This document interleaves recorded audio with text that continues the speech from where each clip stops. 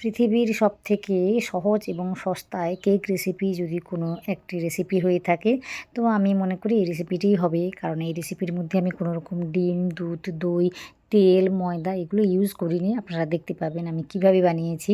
তো আপনারা যারা নতুনরা ভাবছেন যে বাড়িতেই আমি কেক বানাবো, কিন্তু কোথাও একটা কী বলবো ভয় থেকেই যায় যে কেকটা ফুলবে বা কোনো কিছু নষ্ট হয়ে যায় যদি, তো এই ভয়গুলো অনেকের মধ্যে থাকে। তো আপনাদের বলি আমি এই রেসিপিটি দেখুন, আপনাদের কিন্তু সমস্ত কী বলবো বাধা কেটে যাবে।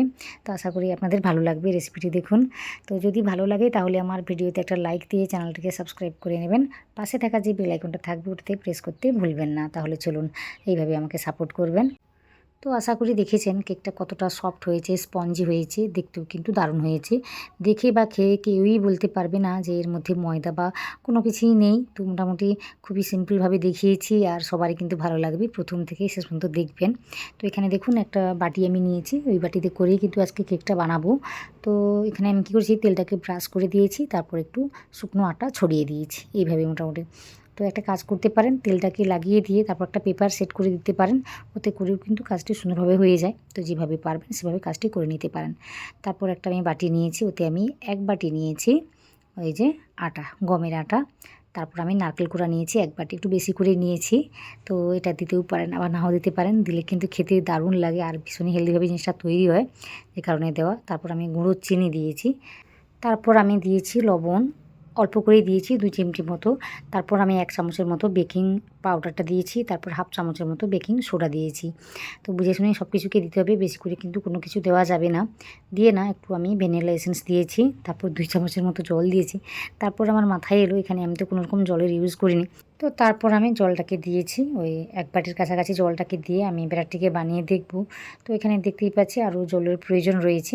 তো আজকে আমি জল দিয়ে বানিয়েছি, আপনারা চাইলে কিন্তু এখানে দুধ বা দই দিয়েও কাজটি করতে পারেন। তবে আজকে একদম সিম্পলভাবে আমি দেখিয়েছি, আশা করি আপনারাও এইভাবে বানিয়ে মোটামুটি সফল হতে পারবেন। তো দেখুন এখানে আরও একটু জল দিয়েছি আমি, দিয়ে না আমি ভালোভাবে মিশিয়ে নিচ্ছি বা একটা পেস্ট আমি বানিয়ে নিচ্ছি একদম গাঢ় করে। খুব বেশি পাতলা করে কাজটি করব না। ওই যে বললাম যেহেতু জল দিয়ে বানিয়েছি, যে কারণে একটু গাঢ় করে কিন্তু বানাতে হবে, না হলে কিন্তু কেকটা সেভাবে হয়তো তৈরি হবে না বা ভিতরে কাঁচা থেকে যাবে। তো যেভাবে মোটামুটি আমি দেখাচ্ছি ওইভাবেই বানিয়ে নেবেন, এতে করে ফলটা ভালোভাবে পাবেন। তো সব কিছুকে একটু সময় নিয়ে মেশাতে হবে, বিশেষ করে বেকিং সোডা পাউডার ওইগুলো রয়েছে, তো ওটা দিয়ে কাজটি করে নিতে হবে। ভালোভাবে মিশিয়ে নিতে হবে, এতে করে কেকের মধ্যে আলাদা একটা ফ্লেভার থাকবে না, মোটামুটি খেতে ভালো লাগবে। না হলে কিন্তু এই বেকিং সোডার যে একটা ফ্লেভার থাকে ওটা একদমই ভালো লাগে না। তো ভালো করে কিন্তু মিশিয়ে নিতে হবে। তো ব্যাটারটিকে দিয়ে একটু ঠুকে নিয়েছি, এতে করে কী হয়, ভেতরে যে বাতাসটা থাকে একদম বেরিয়ে আসে। আজকে আমি কুকারের মধ্যে বানাবো, কুকারের মধ্যে বানালে কিন্তু কেকটা সুন্দরভাবে তৈরি হয়। আপনারা চাইলে কিন্তু কড়াইতেও বানাতে পারেন একই রকমভাবে। তো দেখুন আমি একটা স্ট্যান্ড বসিয়ে দিয়েছি আর আগে থেকে কিন্তু গরম করে নিইনি। তো একটা জিনিস আশা করি লক্ষ্য করেছেন, আমি এই কী বলবো কুকারের সিটি আর রাবারটা কিন্তু খুলে দিয়েছি। তো এইভাবে কিন্তু কেকটাকে তৈরি করে নিতে হয়। তো দেখুন মোটামুটি আমি ওই যে কেকের বাটিটাকে বসিয়ে দিয়েছি, বসিয়ে দেওয়ার পর ঢাকনাটাকে আমি ভালোভাবে আটকে দেবো। আটকে দেওয়ার পর না একদম কী বলবো লো আর মিডিয়ামের মাঝামাঝি রেখে রান্নাটাকে করে নেব, এতে করে কিন্তু কেকটা সুন্দরভাবে রান্না হবে, না হলে কিন্তু ভিতরে কাঁচা থেকে যাবে। তো এইভাবে মোটামুটি 40 থেকে 45 মিনিট ধরেই কিন্তু আমি রান্নাটাকে করেছি, এতে করেই কিন্তু কেকটা সুন্দরভাবে তৈরি হয়ে গেছে। কেকটা ভেতর থেকে হয়েছে কিনা ওটা দেখার জন্য আমি একটা কাঠি দিয়ে চেক করে নিচ্ছি। তো দেখতেই পাচ্ছেন কাঠিটা কিন্তু একদম ক্লিনভাবে বেরিয়ে এসছে। তো এতে করেই বোঝা যাচ্ছে যে জিনিসটা ভেতর থেকে সুন্দরভাবে হয়ে গিয়েছে।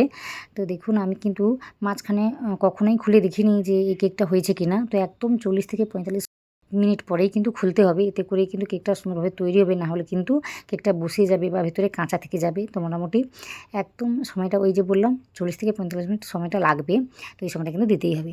তো ওটাকে ভালোভাবে ঠান্ডা করে নিচ্ছি, ঠান্ডা করে নেওয়ার পর তারপর দেখাচ্ছি জিনিসটা দেখতে কেমন হয়েছে। তো দেখুন এই কেকের মধ্যে না আমি একটু এই কী বলবো ভ্যানিলা এসেন্স দিয়েছি, যে কারণে কিন্তু এই কেকের মধ্যে কোনো রকম আটার গন্ধটা থাকবে না। আপনারা চাইলে কিন্তু একটু এলাচ গুঁড়োও দিতে পারেন। তো একই রকমভাবে কাজটি করবে, তো যেভাবে পারবেন সেভাবে কাজটি করে নেবেন। তো আশা করি আজকের কেকের রেসিপিটি আপনাদের ভালো লেগেছে বা সহজ মনে হয়েছে। যদি ভালো লাগে সেটা অবশ্যই কমেন্টে জানাবেন, সাথে সাথে ভিডিওতে একটা লাইক দিয়ে চ্যানেলটিকে সাবস্ক্রাইব করে নেবেন। ওইভাবে আমাকে সাপোর্ট করবেন। বারবার আমি একই কথাই বলি, তো অবশ্যই আমাকে সাপোর্ট করবেন। এই ধরনের রেসিপি বা কোনো রকম রেসিপি যদি আপনারা দেখতে চান তাহলে সেটা কমেন্ট করে জানাবেন। তাহলে ওই রেসিপিগুলো আপনাদের সাথে আমি সহজেই শেয়ার করে নেব।